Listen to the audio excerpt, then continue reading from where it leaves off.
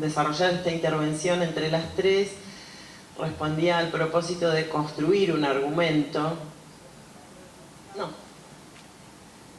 afortunadamente la idea era construir un argumento en la medida en que estas tendencias que Fernanda estaba señalando y que caracterizan este proceso global de privatización y mercantilización que nos preocupa por distintas razones, también tiene como correlato el desarrollo de un proceso, el desarrollo y la intensificación de un proceso de precarización de las condiciones del trabajo académico. Y estamos haciendo esta mirada crítica sobre la situación de la universidad, de la actividad académica, de la educación en general, desde la perspectiva de la organización sindical. Entonces también queríamos traer a colación algunos elementos para pensar, digamos, cuál es el rol de la organización sindical en la construcción de instrumentos que permitan frenar este proceso de privatización, al mismo tiempo el proceso de precarización del trabajo académico y desarrollar o contribuir al desarrollo de una perspectiva alternativa en relación a la cuestión de la educación y de la producción del conocimiento que, como estaba planteando Fernanda, nosotros reivindicamos como un derecho humano fundamental, no solamente CONADU, digamos, sino el conjunto de las organizaciones sindicales que formamos parte de la Internacional de la Educación, y creemos que es muy importante que podamos construir una perspectiva que nos permita confrontar a este desarrollo de la educación y el conocimiento bajo la idea de que son o deberían ser una mercancía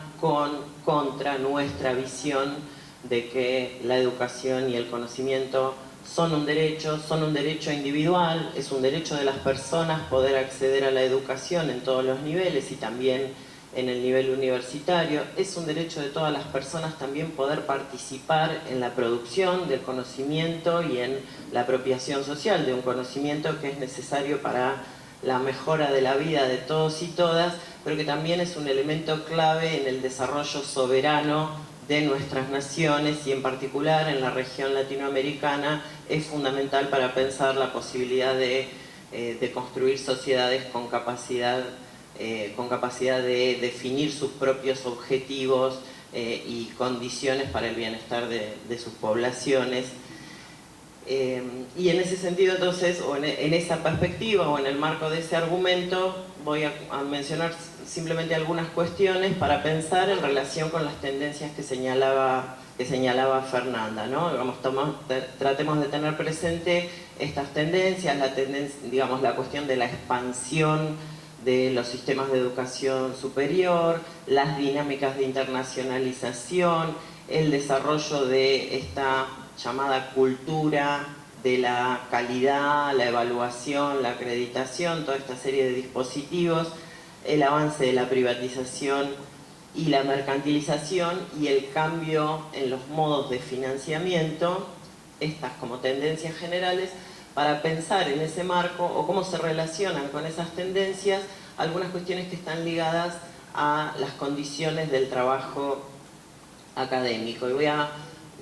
proponerles pensar básicamente en dos grandes cuestiones. Digamos, por un lado, lo que se viene desarrollando también en las últimas décadas,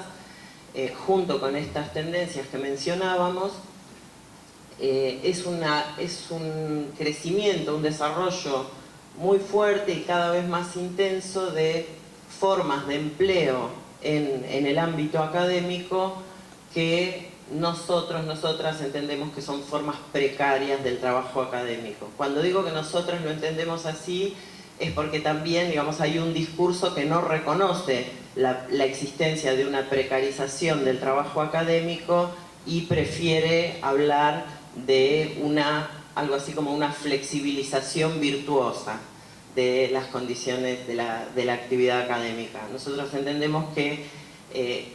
estas nuevas formas de contratación que se están expandiendo en el ámbito académico configuran o conllevan formas de precarización que se dan de distintas maneras en los distintos países, pero que además es importante advertir que no se dan solo en los países de América Latina o en los países de la periferia del capitalismo global, sino que también, y de una manera muy notoria, se están dando en los países del llamado primer mundo o en los países centrales, ¿no?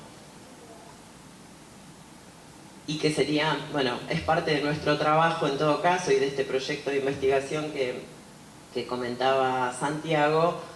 también conocer más en detalle cómo se están desarrollando esas formas de precarización del trabajo académico también en República Dominicana. Pero lo que está ocurriendo es que está empezando, digamos, en las instituciones de educación superior, incluidas las instituciones universitarias, también del sector público, están empezando a crecer la proporción de trabajadoras y trabajadores que tienen contratos a tiempo parcial, pero que además tienen contratos por periodos determinados, esto es, por periodos de distinta duración,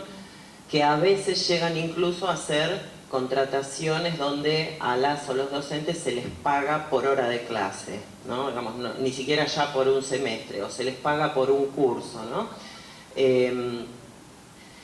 Y estas formas de contratación suponen, bueno, una cantidad de cuestiones que es importante visibilizar como formas de precarización, en primer lugar porque no suponen o no garantizan estabilidad en el trabajo, al mismo tiempo no garantizan una perspectiva de carrera académica, esto es que quien está ocupando una determinada posición pueda tener la posibilidad de pensar su propio desarrollo, ¿no?, en un proceso de mejoramiento y de perspectiva de acceder a posiciones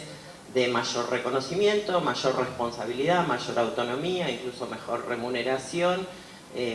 etcétera, etcétera, pero que están ligadas además a las posibilidades de formación en el posgrado o de lo que ahora se llama formación continua. Todas las formas de contratación temporal que estamos identificando, en general, no están asociadas al acceso a la estabilidad, a la carrera, a la formación gratuita en el posgrado. Tampoco suponen, en términos generales, en algunos casos hay excepciones, pero en general no suponen el acceso a las prestaciones sociales que son parte de los derechos laborales en cualquier sector y también deberían serlo en el sector académico, como las vacaciones pagas, la jubilación o el acceso a algún régimen previsional propio de la categoría, las licencias o permisos por distinto tipo de situaciones, cuestiones ligadas a los servicios de salud, ¿no? Todas las formas de trabajo precario tienen normalmente,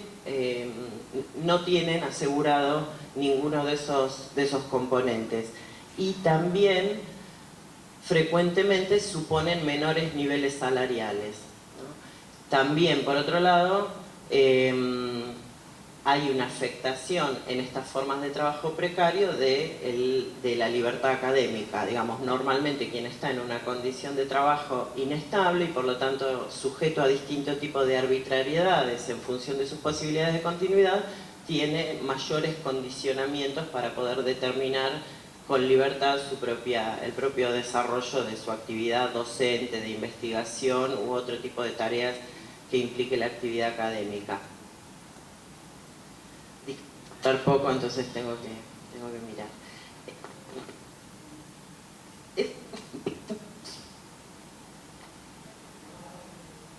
Hola, ahí está. Distintos componentes de la precarización del trabajo académico que están ligados a este tipo de formas de contratación que está proliferando en el mundo académico.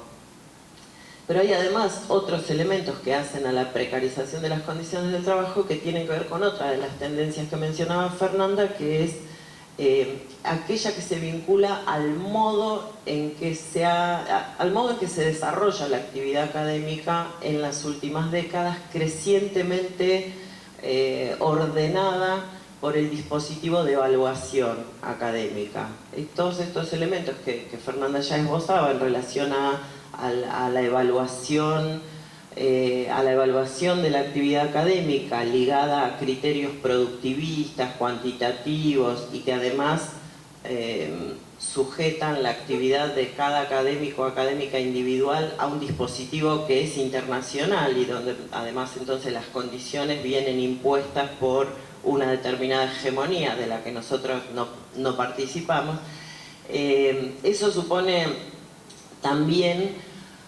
ha venido implicando en estos años un proceso muy fuerte de evaluación de la actividad de enseñanza en las universidades y sobrevaloración de la actividad de investigación, porque la actividad académica se evalúa en función de la productividad en investigación, y eso ha generado además una disociación de la docencia o la enseñanza y la investigación en las universidades. Todas estas formas de contratación que implican precariedad en el trabajo académico que yo mencionaba, se imponen sobre todo a aquellos que llevan adelante tareas de docencia, ¿no? Entonces lo que se ha producido en el mundo académico es una segmentación de las plantas de personal académico entre una minoría que tiene acceso a mejores condiciones de empleo, que es la minoría que normalmente accede a condiciones de estabilidad, mayor reconocimiento académico, mayores oportunidades de acceder a recursos, mayores oportunidades de publicar, de dirigir tesistas, de participar en comités de evaluación. Es una minoría que además está fuertemente internacionalizada, ¿no? Digamos, son los académicos que tienen inserción en distintos circuitos de producción académica que normalmente tienen su centro en algún lugar del norte, y una mayoría precarizada, normalmente vinculada muy especialmente a la actividad de la docencia, que es esa mayoría que se ocupa de afrontar el proceso de expansión de las matrículas en las instituciones de educación superior. Esa es una de las razones por las cuales... Sí, pero a mí me lo levantaste antes que a ella.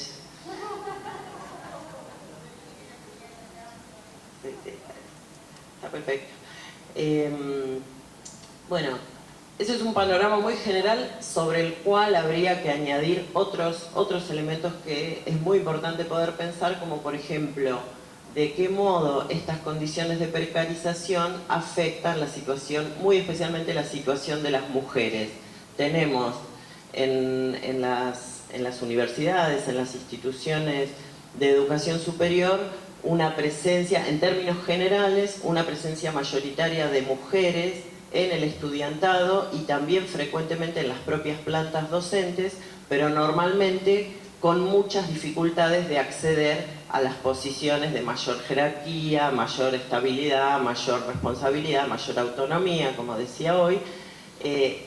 Y eso en parte tiene que ver, por supuesto tiene que ver fundamentalmente con el patriarcado, digamos, y cómo el patriarcado se expresa también en las instituciones académicas, pero además es importante tener en cuenta cómo cuando el trabajo es precario, cuando no hay toda esta serie de reaseguros, eso impacta sobre todas y todos, pero impacta siempre mucho más sobre la situación de las mujeres, profundizando las desventajas que las mujeres tenemos. Y la otra cuestión que es importante pensar también en este contexto de privatización y de la educación superior y precarización del trabajo académico es la cuestión de la violencia en el ámbito laboral. También todas las situaciones, digamos, todas las situaciones que configuran la precarización del trabajo académico favorecen la existencia de situaciones de violencia y abuso en términos de violencia laboral, pero también, por supuesto, de violencia de género, ¿no? Cuando una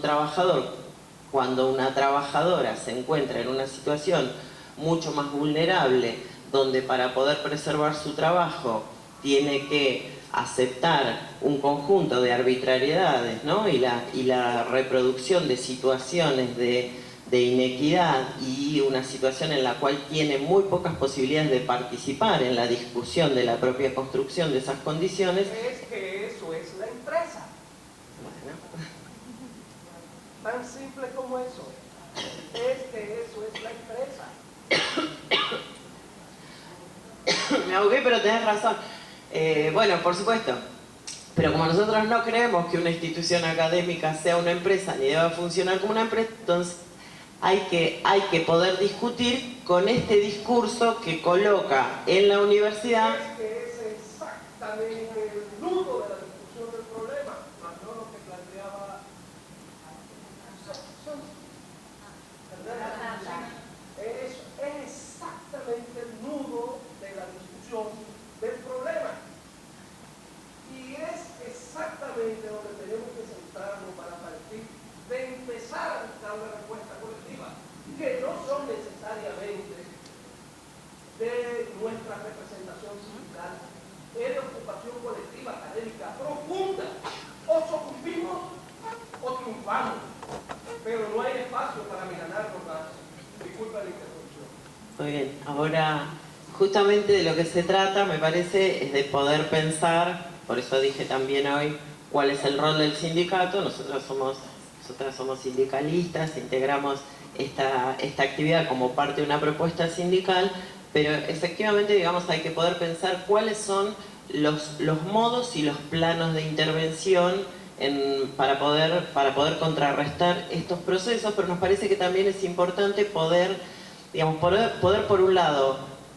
desnaturalizar el modo en que se han instalado muchos de estos dispositivos en el ámbito donde nosotras y nosotros desarrollamos nuestra actividad, poder pensarlos, además poder entenderlos como expresión local de un proceso que es un proceso internacional y que requiere, por lo tanto, respuestas en distintos planos. Nosotros tenemos que poder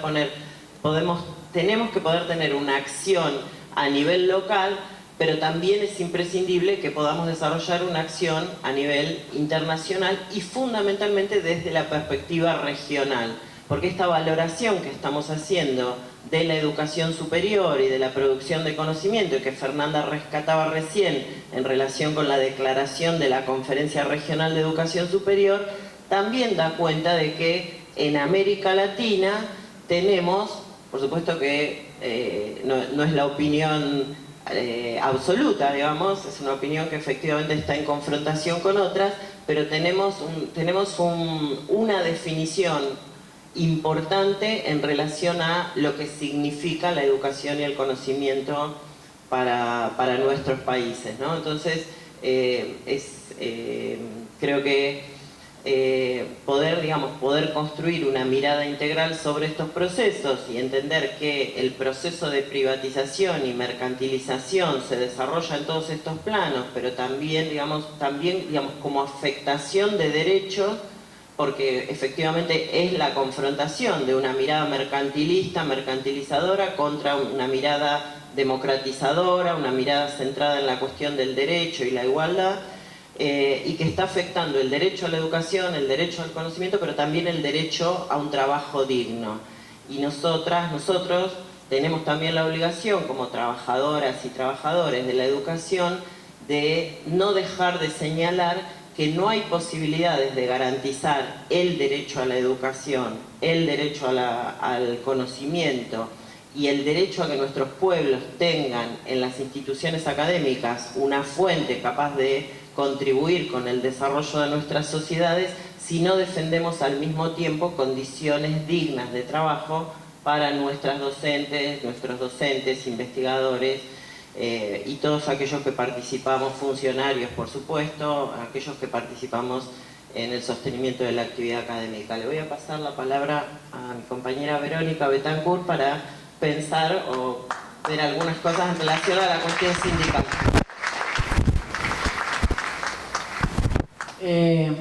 Yo le agradezco al compañero, había dado un montón de vueltas. Buenos días, compañeros, compañeras. Había pegado un montón de vueltas en la cabeza para ver, bueno, cómo enganchar la cuestión sindical después de, por supuesto, las alocuciones de mis compañeras. Salvando que esta es una convocatoria que hace un sindicato y que efectivamente me parecía que era lo primero que había que decir. ¿Cómo se liga la cuestión, o una cuestión que aparentemente tiene que ver con el cambio en las formas de la producción de lo que nos pasa, de lo que hacemos nosotros en